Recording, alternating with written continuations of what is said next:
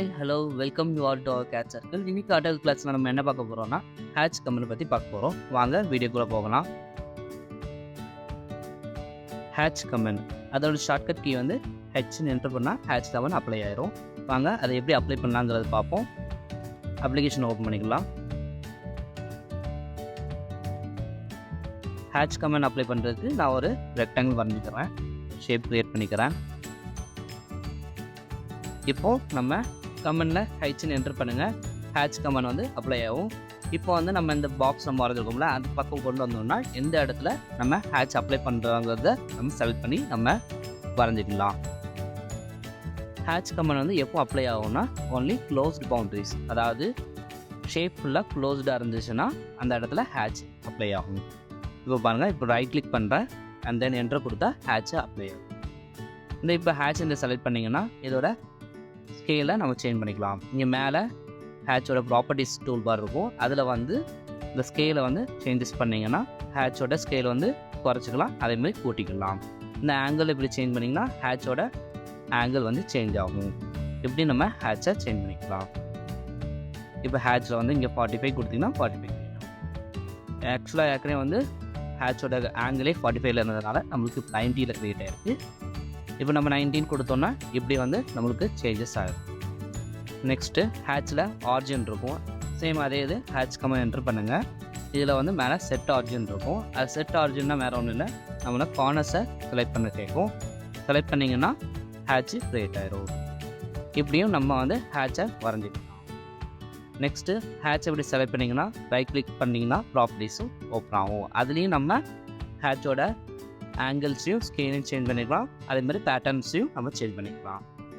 Next இப்போ நம்ம ஹேட்சை பற்றி பார்த்தோம், அதோட பேட்டர்ன் சேஞ்ச் பண்ணுறதையும் ஸ்கேல் பற்றியும் ஆங்கிள் பற்றியும் நம்ம பார்த்தோம். நெக்ஸ்ட் வந்து ஹேட்ச் ஆர்ஜினையும் பார்த்தோம், அதாவது பாயிண்ட்ஸை ஃபிக்ஸ் பண்ணி நம்ம ஹேட்சை நம்ம வரைஞ்சிக்கலாம். நெக்ஸ்ட் வந்து ஹேட்சை எடிட் பண்ணுறது பற்றி பார்க்குறோம். வாங்க அப்ளிகேஷன் ஓப்பன் பண்ணிக்கிறேன். இப்போ நம்ம ஹேட்சை எடிட் பண்ண போகிறோம். கமெண்டில் ஹேட்ச்னு என்டர் பண்ணுங்கள், அதில் ரெண்டாவது ஆப்ஷன் வந்து எடிட்னு இருக்கும், அதை செலக்ட் பண்ணிங்கன்னா ஹேட்சை எடிட் பண்ணுறதுக்கு நம்மளுக்கு செலக்ட் பண்ணுறதுக்கு கேட்கும். எந்த ஹேட்சை எடிட் பண்ண போகிறோமோ அந்த ஹேட்சை நம்ம செலக்ட் பண்ணிக்கலாம். இப்படி ஒரு டயலாக் பாக்ஸ் ஓப்பன் ஆகும். இதில் வந்து நம்ம ஹேட்சோட செட்டிங்ஸை பார்க்கலாம். இதுலேயும் நம்ம வந்து பேட்டர்ன்ஸை சேஞ்ச் பண்ணிக்கலாம். பாருங்க, பேட்டர்ன்ஸை இப்படி வியூ பண்ணி பார்த்துக்கலாம். இதில் வந்து நிறைய டைப்ஸ் ஆஃப் பேட்டர்ன்ஸ் இருக்கும். இப்போ பாருங்கள், மேலே வந்து ஒவ்வொரு டூல் பாராக இருக்கும், இதில் கஸ்டமும் நம்ம பண்ணிக்கலாம். இதுலேயும் நம்ம அதோட ஆங்கிள் சேஞ்ச் பண்ணுறோம், அதோட ஸ்கேலையும் இதில் சேஞ்ச் பண்ணி வச்சுக்கலாம். ஆட் பிக் பாயிண்ட்ஸ்லாம் சேம் நம்ம ஆர்ஜின் மாதிரி தான்.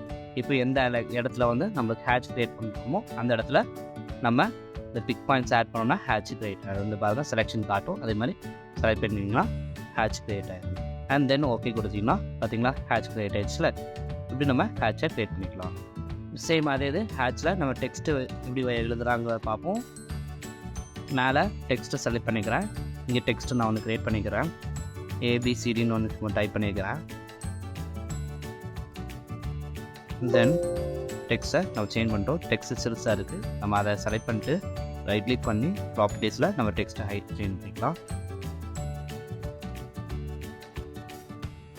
பாருங்கள், டெக்ஸ்ட்டு வந்து அந்த பாக்ஸுக்கு ஏற்ற மாதிரி ஒரு சைஸில் நம்ம க்ரியேட் பண்ணிட்டோம். இப்போ இந்த டெக்ஸ்ட்டு மேலேயே இந்த லைன்ஸும் க்ரியேட் ஆகிருக்கு. இதை நம்ம எப்படி பண்ணலாம்னா, இப்போ இந்த ஹேட்ச் செலக்ட் பண்ணிட்டு இங்கே மேலே செலக்ட்னு இருக்கும், அதை செலக்ட் பண்ணிட்டீங்கன்னா இந்த டெக்ஸ்ட்டை நெக்ஸ்ட்டு செலக்ட் பண்ண வேண்டியது இருக்கும். டெக்ஸ்ட்டை செலக்ட் பண்ணிட்டு தென் ஓகே கொடுத்தீங்கன்னா பாருங்கள், அந்த லெட்டர்ஸ் தகுந்த அந்த ஹேட்ச் வந்து ரிமூவ் ஆகிடும்.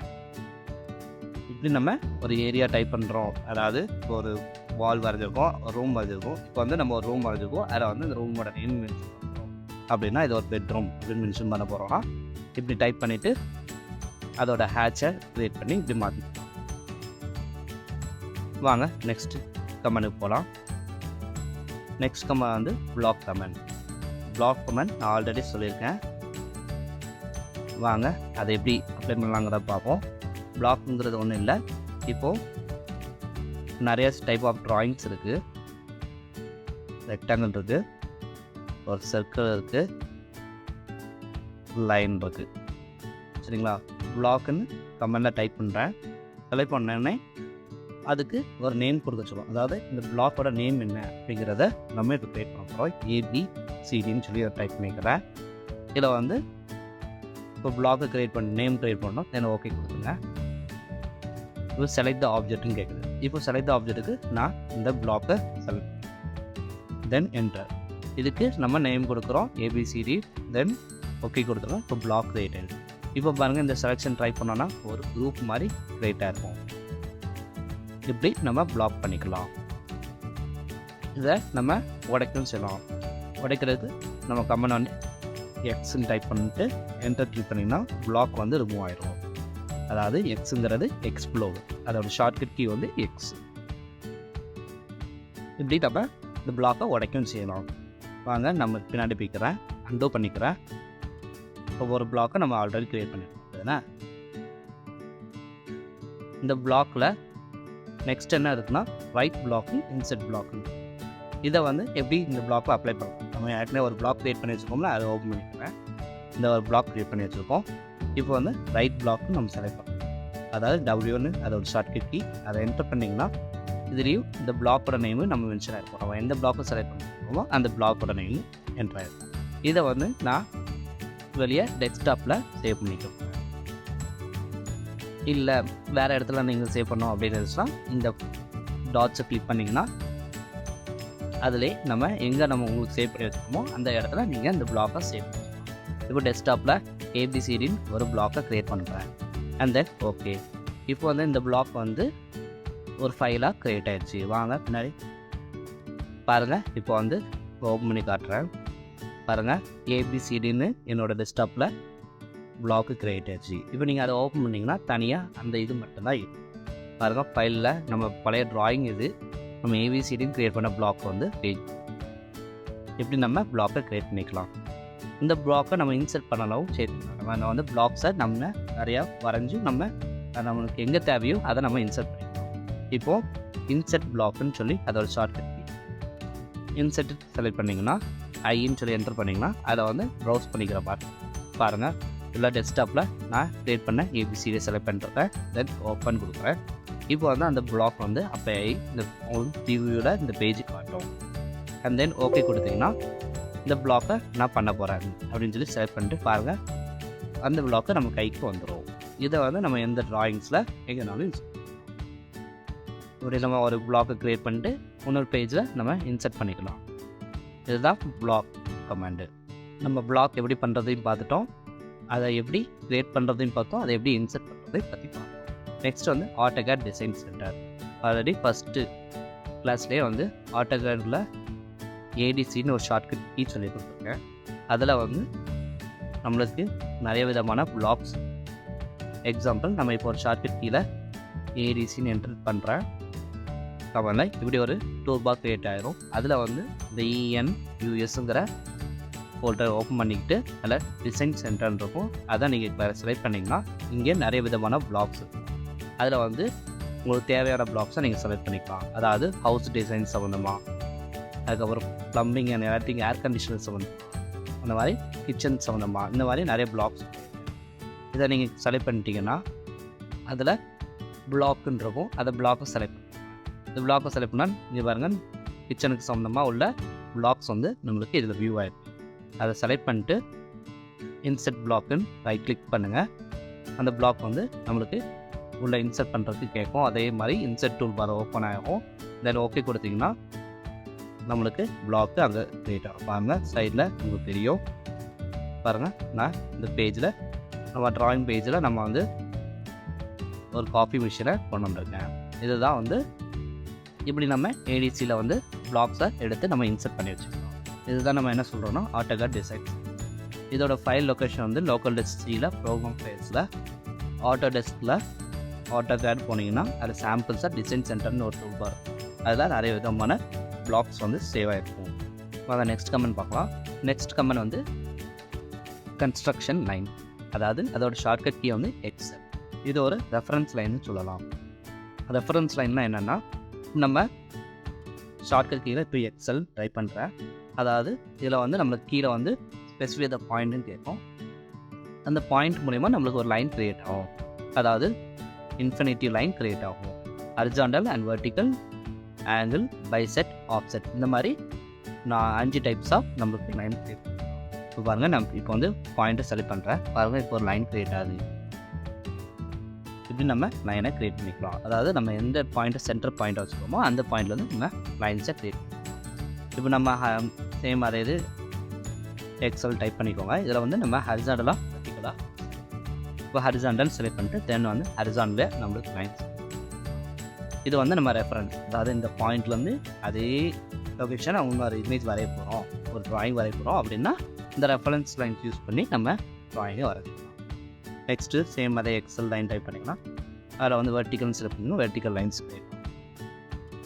நெக்ஸ்ட்டு எக்ஸல் டைப் பண்ணிட்டு ஆங்கிள் செலக்ட் பண்ணிங்கன்னா எந்த ஆங்கிளில் உங்களுக்கு வேணும்னு கேட்கும். 45 டிகிரி ஆங்கிளில் உங்களுக்கு லைன் வரணும். 45 சொல்லி என்டர் பண்ணிவிட்டு 45 டிகிரி ஆங்கிளில் நம்ம சேம் அதே இது எக்ஸல் டைப் பண்ணி பாருங்கள். அதில் வந்து நெக்ஸ்ட் வந்து பைசெக்ட்னா அதாவது ஏதாவது ஒரு பாயிண்டில் வந்து நம்மளுக்கு கிரியேட் ஆகிற லைன்ஸை தான் நம்ம பைசெக்ட் சொல்லுவோம். 45 டிகிரி ஆங்கிளில் பைசெக்ட் பண்ணுறேன் அப்படின்னா அது பாருங்கள்,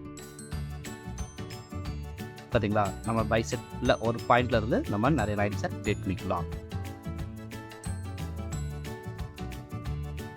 நான் தெளிவாக வச்சு தட்டுறேன்.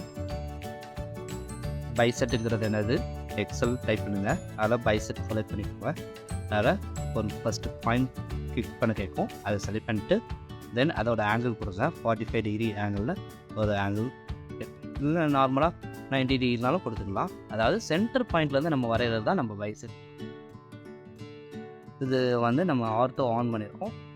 ஆர்த்தோ ஆன் பண்ணாமல் வச்சு அது ஃப்ரீயாக நம்ம ஆர்த்தோ ஆன் பண்ணோன்னா ஸ்ட்ரைட் அண்ட் ஹரிசாண்டல் லைன்ஸ் மட்டும் தான் நம்மளால் வரைய முடியும். இதுதான் ரெஃபரன்ஸ் லைனில் பைசெட் லைன். பாருங்கள், செலக்ட் பண்ணால் நேராக சென்டர் பாயிண்ட்டு மட்டும் தான்.